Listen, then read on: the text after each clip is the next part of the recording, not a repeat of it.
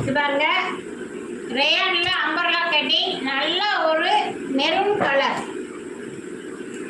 நல்ல ஒரு maroon colour, நல்ல லாங் ஹை லென்த் வந்து 49 இருக்கு செல்லக்குட்டி, 49 இருக்கு.